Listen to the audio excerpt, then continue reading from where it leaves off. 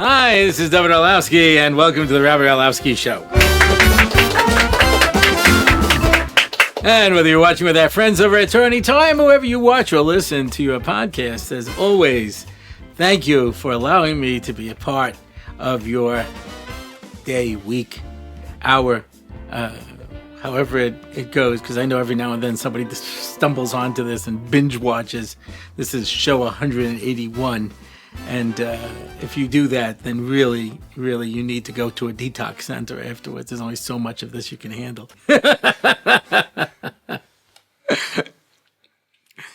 And as always, we would like to thank our anonymous sponsor who is sponsoring as a schus for himself and for his family.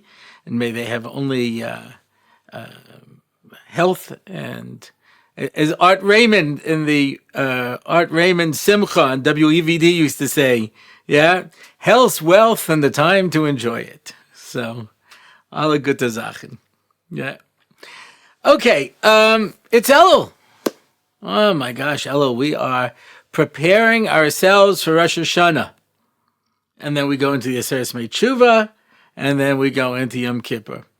Uberosh Hashanah yikasevun Ubeyom Yom Kippur yechasemun. That should put you in the mood. Yeah.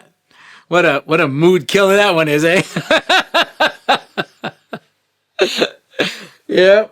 Reflecting on the days of awe don't really get people to... It removes Kalas Reish. That's exactly what we're talking about, to be able to take things more seriously.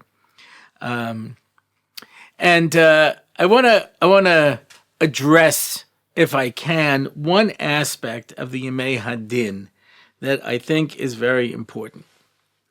I've been asked this question over the years by different people. Hashem will forgive me, right? I mean, even if I don't do tshuva and I keep doing Averis, Hashem will forgive me, right?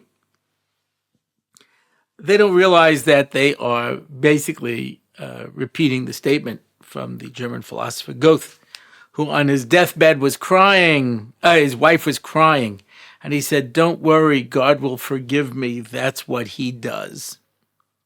And that's what they were asking. God will forgive me anyway, right? Even if I don't do anything, right? And I said, yes. As long as you can convince God that you're a baby and you're not capable of anything. Yeah. Because the 2-year-old got into the kitchen, pulled the stuff out of the cabinets, somehow managed to pull down, the stuff from the counter. And there's a big mess all over the kitchen, and he's sitting there. He's covered in mess, and the whole kitchen's a mess. What are you going to do? Say, all right, young man, I expect you to clean up this mess, and then you're going to go into your room and have a little time to think about what you did. And then I expect you to tell me why what you did was wrong. And the kid goes, ga, ga, ga, ga, do, ga, ga, da, go, do, yeah. So obviously this is a worthless adventure that we're embarking on. So instead, like all parents, you'll sigh and pick him up and take off his dirty clothes and put him in the bath and clean him up as he points out, do, ga, da, ga, do, ga, do. He says, yeah, I know, and you'll brush out his hair and put clean pajamas on him, put him down for a nap, and you'll go in and clean up the mess. I have no expectations of that person because they're not capable. Not capable. If you find yourself in a relationship where the other person really has no expectations of you because they basically feel you're not really capable of much. And so when a person says, I can't handle this and I can't do this and can't you take care of this for me and why do I have that? And you say, yes, of course, I'll handle this, right? You are basically acknowledging the fact that you don't really have a tremendous amount of respect for this person. You don't have too much expectations. What is the person supposed to do? They're not capable. The Mishnah in Rosh Hashanah says that on Rosh Hashanah, everybody in the world passes before HaKadosh Baruch Hu B'nei Maron.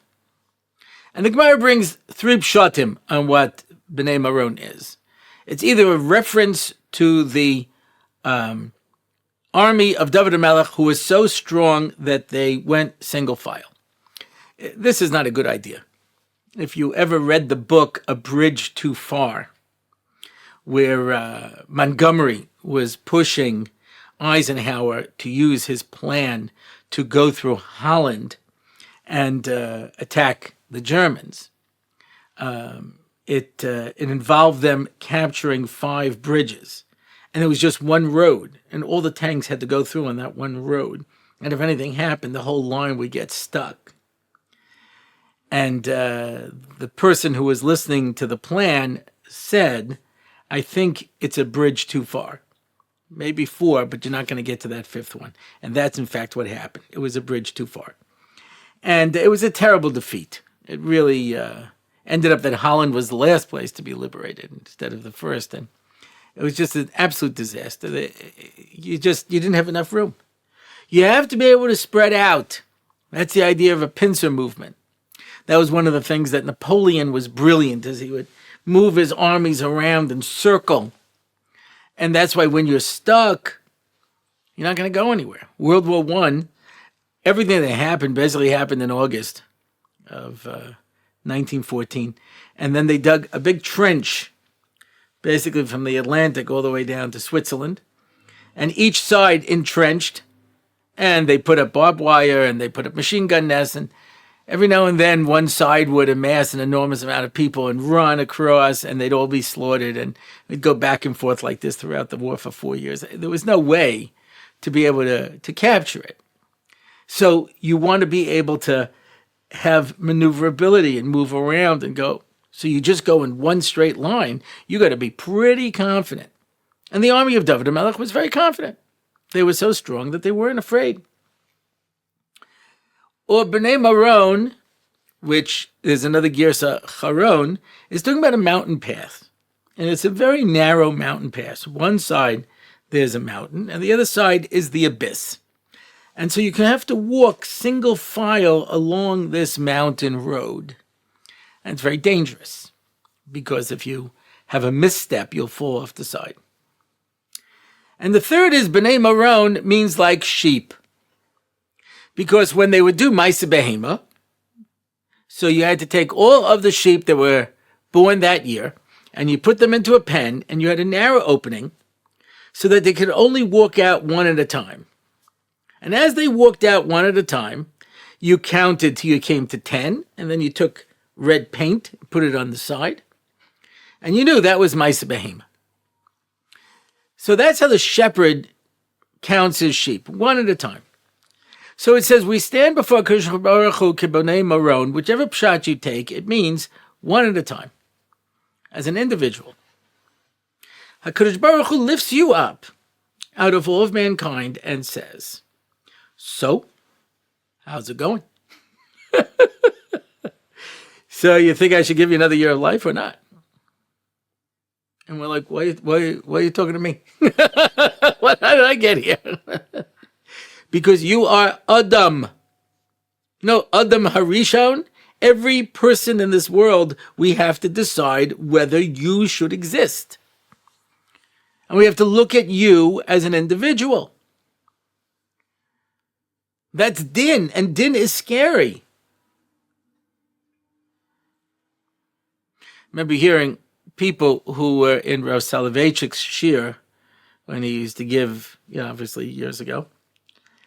And if he called on you, it was he had a reputation of being rough.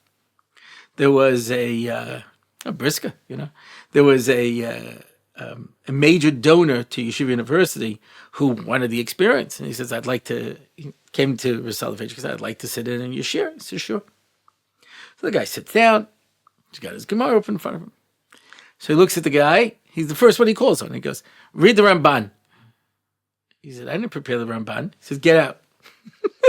That's how I run my shir. You want to be in my shir? You prepare the Ma'amar Gomas, yeah? So people used to hide behind pillars because they didn't want to be seen. They didn't want to be picked out. They didn't want to be called upon. Yeah? There's certain people, there's certain style of comedy where they're going to pick on people in the audience. Certain people sit in the front row because they want to be picked on, and other people stay way away because they don't want to become the center of attention. Yeah. And I had a chavrusa when I was learning, and Kolel, this story is about 33 years old. And I was asking him about a particular thing, and he says, no, I don't like to stand out. He was a chassid. I said, you're dressed in clothes from the 1700s, and you don't want to stand out. It's a little too late for that. But the idea of being seen as yourself. So on the one hand, it's a little scary. On the other hand, it's an amazing statement. Because if HaKadosh Baruch Hu is going to judge you, then he thinks you're worth being judged. Think about that. They always have a pre-trial before the trial to decide whether or not the person is competent to stand trial. And the fact that comes Rosh Hashanah, HaKadosh Baruch Hu doesn't just say, don't worry about this guy. He's a 2-year-old. You can't expect anything of him. I have no expectations of you. And I always say this. Just because you can't do everything doesn't mean you can't do anything. And there are things that you have done right this year, and you deserve to be judged and rewarded for that. So I don't know everything. Just because I don't know everything doesn't mean that I don't know anything. Someone sent me an email. It was for those of you who are not familiar with this, there was a TV show, I think it started in the 60s, called Jeopardy. There was a host, Art Fleming, and it was like the smartest show. Most of these are pretty stupid shows, with stupid questions. And, you spend most of the time just telling you about the prizes, But this was a real intelligent show. And the original, you get like $10 for a question. You had to work real hard. You weren't going to make a lot of money on the show. And you had to be pretty smart, And they had Jeopardy, then they had Double Jeopardy, and then they had Final Jeopardy, one last question. And so Art Fleming died, and then Alex Trebek took over, and then he died, and I think now Miriam Bialik is in line to be able to take over. And it's still going strong, and you got to be smart to be able to compete on this. So they have Jeopardy, and then they have Double Jeopardy, and then they have Final Jeopardy. So a guy sent me, I like to think I'm pretty smart, when I would go visit my mother. So I tried to spend as much time with her as I could when I wasn't out speaking. So one of her great delights was to sit and watch Jeopardy. At this point, I was a pretty well-known rabbi throughout the Jewish world. I had lectured in Australia and South Africa, throughout Europe, North America. My mother was not as impressed by that as she was by the fact that I knew most of the answers to Jeopardy. Now, okay, full disclosure, it's not the same anymore because, when they talk about music and they're talking about music, my music knowledge doesn't go past the 1970s. I've never heard of any of these groups or songs, Every now and then they have a topic, opera. I have to admit I don't know too much about that, But if it's the usual topics of like history and literature and things like that, I have a pretty good knowledge, So I feel like I, pretty well versed. So he sends me 10 Final Jeopardy questions. I didn't know one. I didn't know any of them. It was a real downer. Really made me feel pretty silly because, I pride myself in having knowledge of worthless information, and I couldn't answer one question. It was really pretty amazing. And I guessed each one, which I thought I was right. And each time I was wrong. It was humbling. But okay. But just because I don't know that doesn't mean that I don't know anything. I know a lot of answers. Different questions over the years. I don't know if I still do. I haven't really tried. They give you the answer and then you have to provide the question. Has been a question for him, So they used to have what they called Celebrity Jeopardy. They have celebrities. So this comedian, Robert Klein, very smart guy, And I don't know what the question was. Let's pretend, he was the first president of the United States. So he goes, George Washington. He says, it has to be in the form of a question. He goes, George Washington? Inflection. Anyway, so just because you don't know everything doesn't mean that you don't know anything. And you walk into Rosh Hashanah and some things you have done. And the very fact that the Kosher Baruch Hu is judging you means that he thinks that you are worthwhile and you have a contribution to make in this world. I can't tell you how many times I've heard from people. I feel like a Kosher Baruch Hu doesn't care if I live or die. Make no mistake about it. He has no shortage of ways of getting rid of you. So if you're still here, it's because he wants you here, because he believes there's something that you can do in this world. And I think ultimately, our preparation for Rosh Hashanah Yom Kippur is for us to be able to go to a Kadosh Baruch Hu and say, I am part of the plan.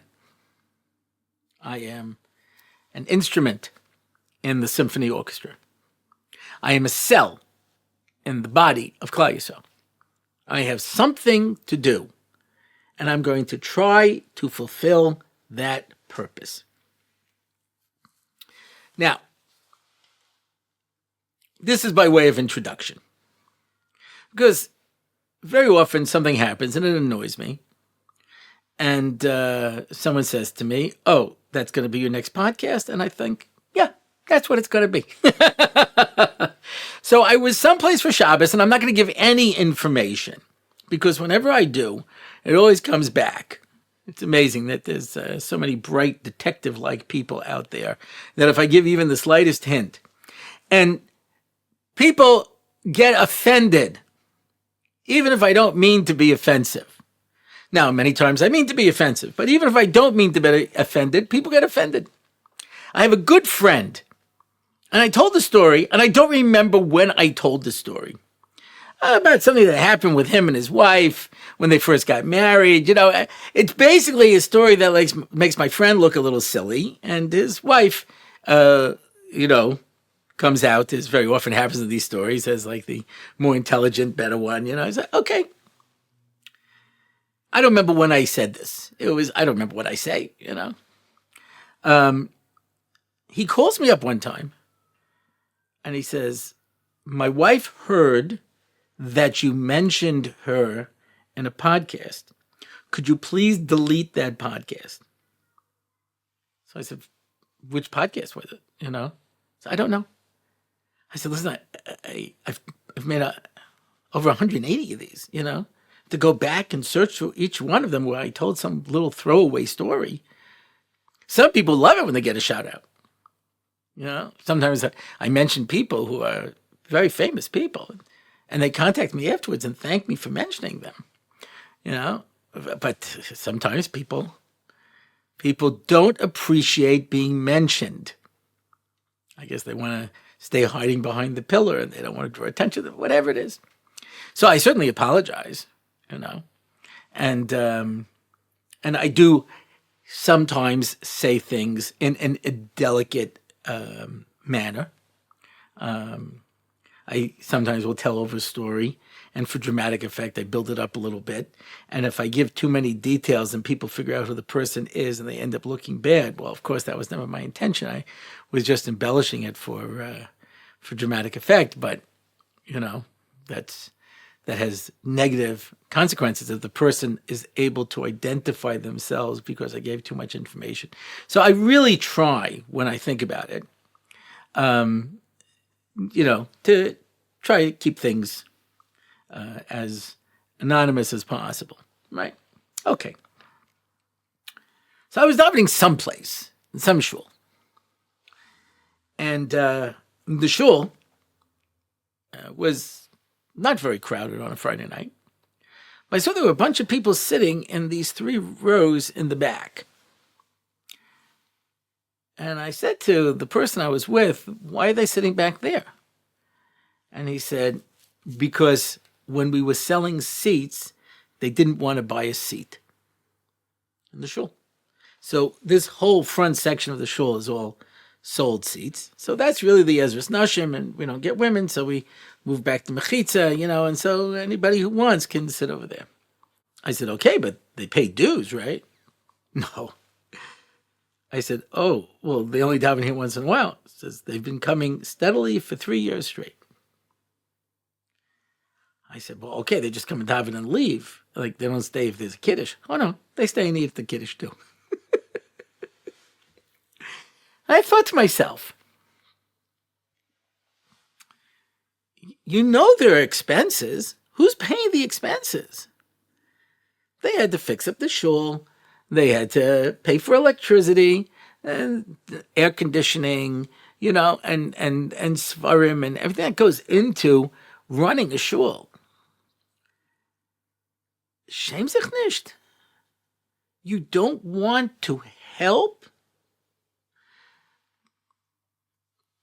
Before Rosh Hashanah, there's a number of shuls that I show up to sometimes, not on a regular basis. And I always try, I don't always succeed because I do forget, but I always try to go around to all these shuls and find a gabbai and pay shul dues for the year. I may not daven there very often, but if I do, I feel like I should pay the membership. They have expenses. Why do I assume I'm going to walk in and find a minyan waiting for me? With chairs and tables and bathrooms and sinks and svarim and everything's all set up. You have no sense of responsibility. That everything is being set up for you and you don't want to help. So unfortunately, you see this a lot. You see people who will go into the shul kitchen or beis medrash kitchen and make themselves a cup of coffee and leave the milk out and leave the sugar uncovered. And if a little of it spills, they leave it there. And you come in the morning and the dirty coffee cup is on the table. They take svarim and they don't put it back. I'm not even talking about helping. Just clean up the mess that you made. But I'll be down the kaf schus. These people think of themselves like that 2-year-old kid. Like the person who said to me, Hashem will forgive me anyway, right? I don't have to do anything. Why wouldn't you want to do something? You have no sense of wanting to accomplish anything? I think everybody wants to accomplish something. I think everybody wants to be able to turn around and say, I did something. Even if it's not everything. But something you do. I see people walk through the door of the building or wherever I am, and they see me walking after them. It's another 3 seconds. Just hold the door. So they let it go, let it slam right in my face. It's not a lot. It's not a lot. I really try to make an effort to hold the door when I see people coming. I have a little concern. So we're going to go into Rosh Hashanah, and that's what Elul has to do, is we have to develop with ourselves a sense of responsibility. I am achrai. Just because I can't do everything doesn't mean I can't do anything. I've told this story before. I think it's in Chicken Soup for the Soul. This guy's walking along a beach and he sees starfish and he's picking them up and throwing them back into the sea. So someone says, what are you doing? He says, well, they'll die if they don't get back into the sea. He says, but there are thousands of starfish. And this is happening on beaches all over the world. You can't make a difference. And he picked up one and he threw it back in and said, made a difference to him. So I can't save everybody. That doesn't mean I can't save anybody. So I can't do everything. That doesn't mean I can't do anything. And this is a very, very sad situation. That there are people who just sit around and wait for other people to do it. At the end of a kiddush, some people help, put away things, clear off. Other people just sit there. Nothing. Forget about whether or not the person needs your help or not. Don't you want to participate? Don't you want to feel a sense of achrayus? Some sense of responsibility? It doesn't make people happy when they're just takers. People want to give. It's part of our nature. And if we make ourselves into such a nebuch that we just take and we take, and we never participate, we never help, we're going to walk into Rosh Hashanah, and our best hope is that Hashem doesn't notice us when He picks us up. Try to hide under the little inside the little hand of Hashem and say, "I'm not really here. Don't look at me. I'm not here." That's sad. Or a person could say, "I can do something in this world. I'm important." There was a school I spoke in once, a high school. And there was a family that was very poor, like mamish poor. They couldn't pay any tuition. So the school says you don't have to pay any tuition. And Friday they used to have like a little, some sort of an oneg or something like that, getting ready for Shabbos. So the woman called up and said, "Could I bake potato kugels for the school? I could afford some potatoes and some onions, some eggs."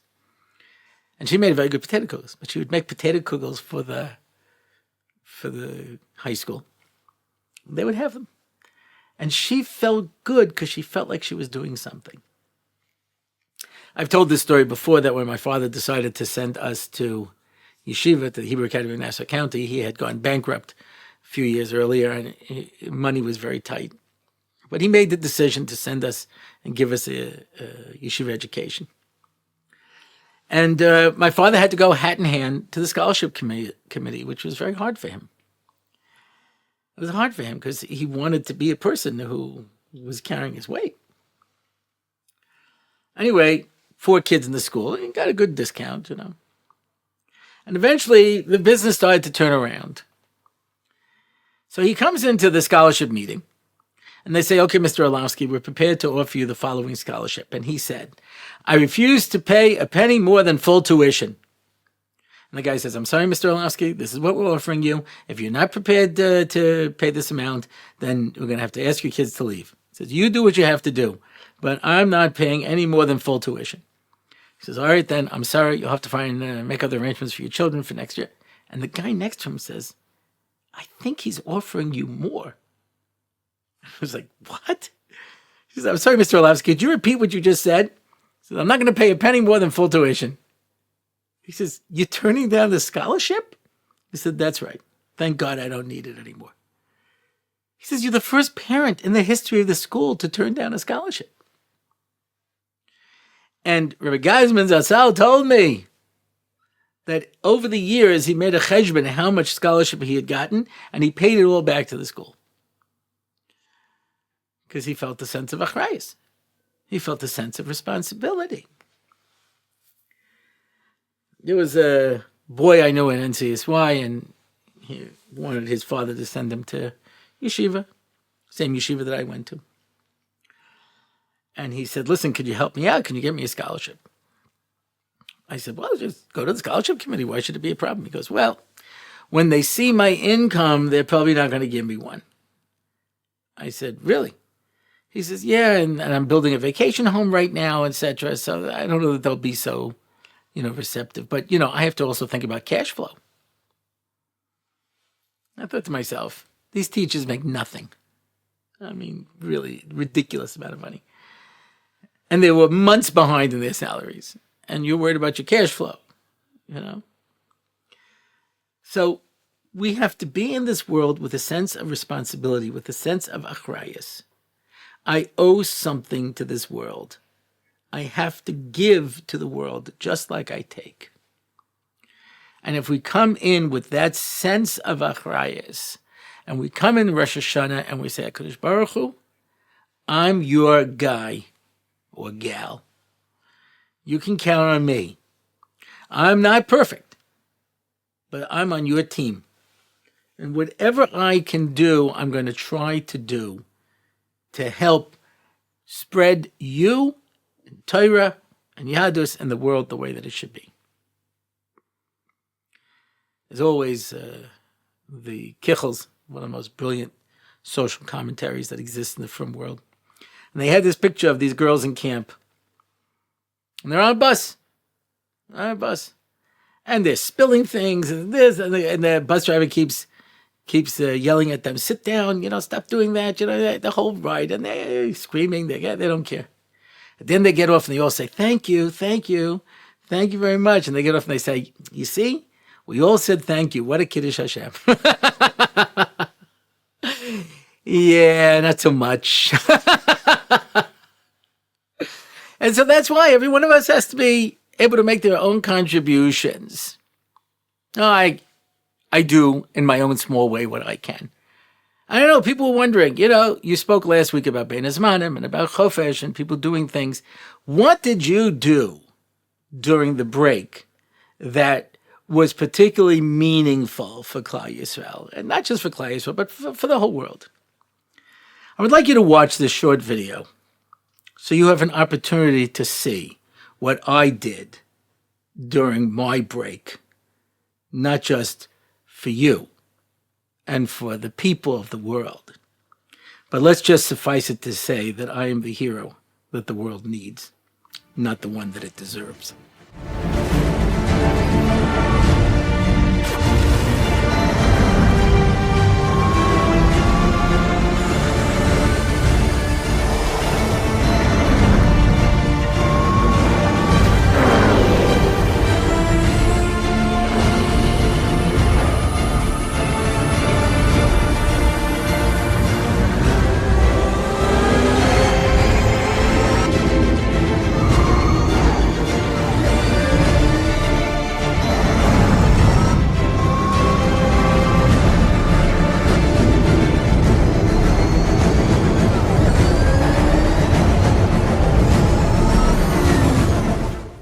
Okay, that was me basically saving Gotham City. If you're on audio and you didn't get to see it, what can I tell you? You missed something spectacular. That's what I'm going to tell you.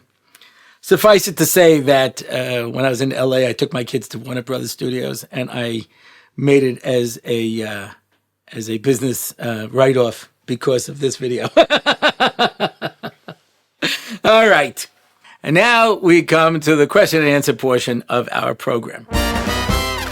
Benni Malek asks, why did Chazal only give a list of kosher birds and not signs like other animals? Didn't Chazal know that this would lead to an unclear mesorah about which birds we can and cannot eat? So, quick word of clarification. Chazal did not give a list of kosher birds that you can eat. The Torah did. The Torah lists 24 birds that are tummy. And it says, you can eat all the birds except for these 24. That means that all the other birds are kosher. As long as you know what those 24 birds are, then you're fine. However, as the Jewish people traveled from Israel, Middle East, to Europe, other places, we weren't sure. Already in the time of the Gemara, it says, there are many different types of ravens. Just to say the orave, you have to know what they are. There's so many different types of birds. The Torah decided to give you a list of the birds that you're not allowed to eat, as opposed to telling you what you can eat. Why? The Chazal say, because the Torah lists simanim and names of what's mutter, if that's the smaller amount. So by animals, most animals are not kosher. The Torah gives a list in Dvarim of 10 animals that you can eat. And it gives you simanim. Apparently, by fish, there's a minimum amount that are kosher. And therefore it gave you simanim and said, watch for these things and you can have them. But apparently most birds are kosher. just these or not. And so the Torah told you, just stay away from these. The problem with the simonim is that the simonim are not absolute. If you look in Shulchan Aruch, they give you some simonim that you can use as a guide, but they're not absolute. And so therefore, unless you know this was one of the Torah animals, you can't eat it. But that Chazal had nothing to do with that. That was the way HaKadosh Baruch Hu decided to set it up.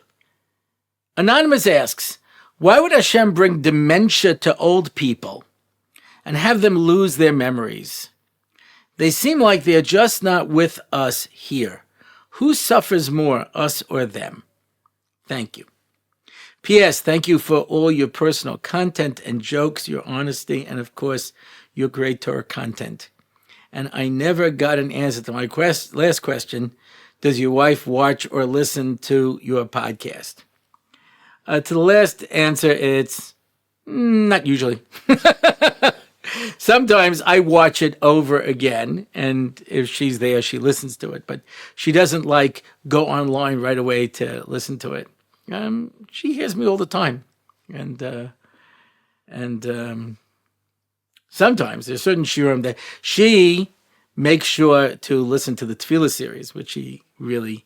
My wife is the intellectual of the family, as I've always pointed out, and she's always says how impressed she is of the content of the tefillah series, and she feels it's on a very, not only a high ramah but also very practical that I show how to be able to use it. So.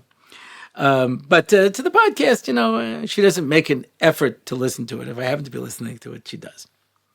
As far as dementia goes, I don't know. But if I had to make a suggestion, I would say the following. First of all, HaKadosh Baruch Hu gives you tsaros in this world so you won't have it in the next world. And people who are suffering from dementia are still here. They just can't access it. They're still alive. There's if you want to read a really scary book, it's called The Living Dead, which was written by a science journalist who describes himself as an atheist about brain death. And he says it makes no sense, not from a legal point of view, not from a moral point of view, not from a medical point of view. He slugs it all up. And one of the things he refers to is something that's called locked-in syndrome, which when you look at the person, he looks like he's brain dead, but he's still conscious. And, they tell stories about where, a person was brain dead, officially for whatever it is, X period of time, then came back. So it's very inexact. And he says that the main reason they came up with brain death is because they can't take the heart out of a dead person. So they have to come up with a definition how a living person is dead so they can take their heart out and give it to somebody else. So in general, it's frowned upon to take the heart out of a living person. So we just redefine it, like recession. It used to be a recession was 2/4 of negative GDP, but it's not anymore. Now a recession is as David Steinberg would have said, if you remember that old Jewish comic. But anyhow, so that's it. We redefine things. As Humpty Dumpty said in Alice Through the Looking Glass, words mean what I want them to mean. Yeah. So very often they're still conscious, even though they can't access it. It's just a form. It's a form of suffering in this world that people go through sometimes in order to be able to expiate their suffering. My father suffered from Yena Machla for the last 2 years of his life, and he suffered terribly, terrible pain. And I remember a good friend of my father, Rabbi Yaakov Shroit, came to be Menachem Avel, and he brought out a grua that says that when we get to the next world, so Kosher Baruch Hu judges us. He looks at all of our mitzvahs and he looks at all our averos. And the averos are much more. And then the malachim come and they bring all of your tsaros and all of your yisurim and all of your suffering and put it on the other side. And that's how everybody gets into Olam Haba. So sometimes that's what they need to go through. I heard an explanation once, I don't know what the source is, but I remember hearing it many years ago, on the subject of developmentally disabled kids and people like that who seem like they're totally dependent. you have to be able to give in this world, but you also have to be able to take. And there are certain people who refuse to take anything. They don't let anyone help them. They don't do anything. So what I heard is that Kosher Baruch Hu allows these people to come back in a completely dependent state, so they can be taking the fact that they never let anybody help them. Because we're supposed to help each other.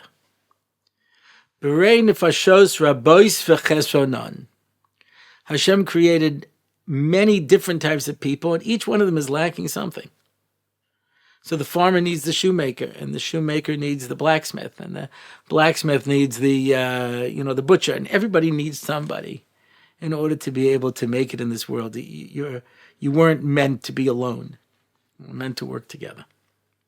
So that's what I would think. Rabbi Orlofsky, crazy number one, asks, you've mentioned in the past that your parents referred to you as a yutzlach. Did they do the same to your siblings? If not, why only you? I was unique. And I am to this day. I'll give you an example. My father had a florist store, a florist and nursery. All of the brothers went into the store to help. On Sunday, whenever he would take them in, certainly before Mother's Day or Valentine's Day, it was all hands on deck. I didn't. He used to bring me in on Sunday, and after a while, he asked me to please not come. I made more trouble than I helped. So he said to me, stay home and help your mother. There was this image that I was not, all my brothers played sports. Some of them were very good at it. Some of them were good at it, but some of them were very good at it. I never played sports. When I went to camp, they invented a special position for me in baseball called deep center field. And I used to walk out there, and eventually I sensed the inning was over, and I would walk back, and then sometimes I would just stay there the whole game. It didn't even pay to walk back, They got a pinch hitter. So I was never sports-oriented. I wasn't coordinated in that way. The gifts that I had, which are intellectual and communicative and, emotional, was not valued in my family. They're a family of doers, accomplishing things. And I was not. Plus, I had all these learning disabilities that no one knew back then, the early 60s when I was going to school. No one knew about these things. So I wasn't doing particularly well in school. So the teachers would write down on every report card, smart but doesn't try and doesn't understand, it doesn't work and doesn't this. They didn't know that I can't hold on to the information because I have no retention, or that I can't read because of dyslexia, or my mind keeps wandering away because of the ADD. No one knew these things. So basically you got this kid who's kind of dreamy, not very coordinated, not able to handle many things, and also painfully shy. I was painfully shy. I had no friends. Not only did I have no friends, but in elementary school, there's a caste system. There's the really cool kids, then there's the lieutenants, and then there's the people. Anyway, at the bottom level, there were two kids. One guy looked like Pigpen from Peanuts. He was always covered in dust. There was a cloud that went around him. Everything was falling apart. He was dirty, a mess. And the other one was this kid who had this sort of pig nose. A little chubby kid. His shirts didn't even cover his belly button. I was under them.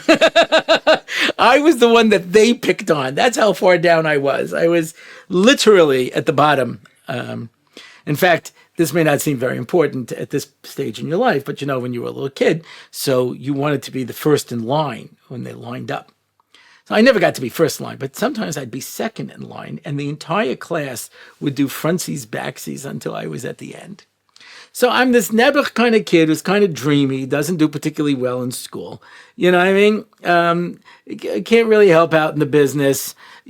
So the picture was of a kid who basically is never going to make it in life. Now, to be fair, I'm not saying that my parents were wrong. I had a Rosh Yeshiva who told one of my bosses once, I can't believe he ever amounted to anything. So my parents had a pretty good idea about who I was. And all my other brothers went to the store. They worked, and they were accomplished. They had friends. They played sports, and I didn't do any of those things. So that's why they saw me as a person who was never going to make it in life. Okay, one last question. YK asks, I guess he's related to Y2K. That's a joke from the year 2000. Anyway, I learned how to drive last year. Very nice. Baruch Hashem, I happen to be a good and responsible driver. While I first started driving, I would be really nervous and daven extra hard that morning that when I drove, I would drive safely and not hurt anyone else. I'm generally an anxious person, if you can tell. Now, when I drive, I don't feel so nervous anymore. I daven, but I don't worry about it as much during tefillah. And not worrying makes me worry. Is Hashem going to see my lack of worry as me being too confident in my skills, instead of believing it's Hashem who keeps me safe no matter how experienced I am?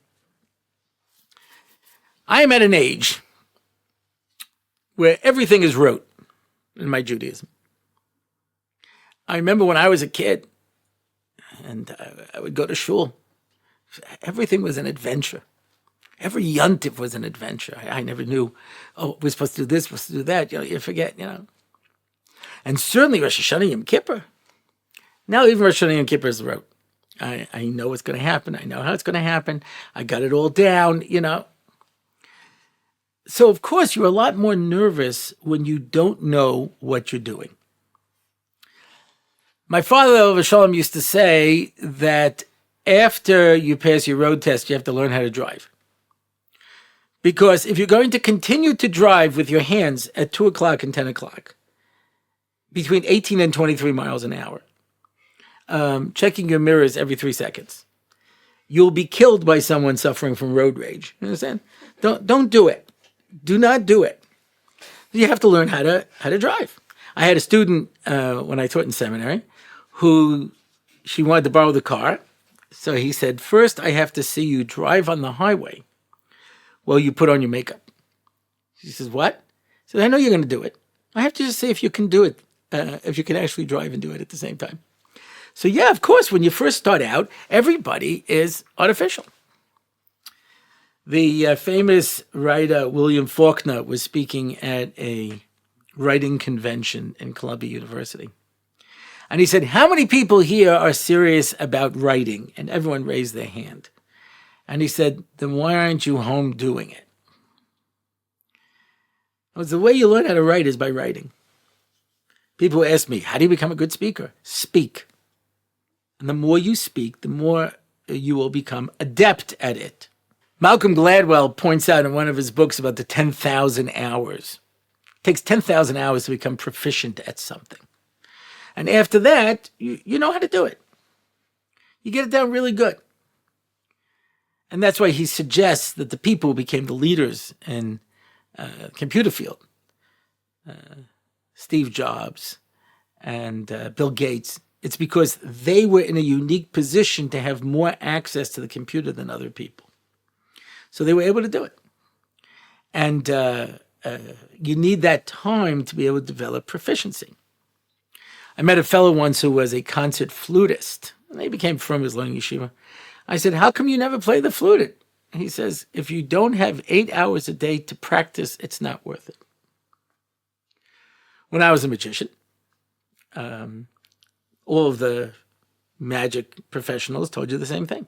You have to practice for hours and hours and hours before you show a trick. I didn't. I got by my personality. I found it a pretty easy trick to do, and then I made it a lot of fun, and it was very entertaining. But I was not a master manipulator, a magician. Prestidigitation was not. I didn't have that gift, but I didn't have to. I was very entertained. I used the magic. So a person needs a lot of time to get good at something. So when you first start driving, it's terrifying. You don't have the experience. The more years of experience you have, the more then you understand how to be able to do it. That's true about everything. It's true about cooking. First time you make a particular dish, it might be difficult. You might have to try to figure it out. After a while, you know more or less how to make it. And it doesn't require as much nerves or worry to be able to do it because you know how to do it. So when you're first learning how to drive, you were very nervous because you weren't good at it. As you get better, then it becomes everything else in your life that you have to generally ask a Kodesh Baruch Hu for help. But just like usually, when you tie your shoes, I'm sure at some point in your life that was a big challenge. I still don't know how to tie my shoes. I was a kid. I told you I wasn't very dexterous, And I was finally in a hotel camp where we were staying, and the guy showed me to make 2 bunny rabbit ears and pull them together. But nobody ties their shoes that way. I'm the only one who's still doing it like that because I never learned the other way. So okay, but now I can more or less tie my shoes. It doesn't really require that much effort, although I do it in my own method. But at the beginning, you ever watch a little kid trying to tie a tie, and they keep doing it over and over again because they make it too short. They make this, they make the wrong knot. It takes. But once you get it down, you don't have to think about it anymore. So there's a difference between when I'm doing something that I don't know how to do, and I ask a Kodesh Baruch Hu for a general, help me be successful in life, and particularly with this thing that I don't know what I'm doing, and something that you know how to do, and you're just going in the general way of a Kodesh Baruch Hu helping you. Okay, that's it for this week. If you want to find out more about the show, you can go to my website, rabbiorlofsky.com, where you can send an email, make a comment, sponsor an episode, sign up for any of the online shiurim, and that's about it for this week. I'm David Orlofsky, and this has been the Rabbi Orlofsky Show.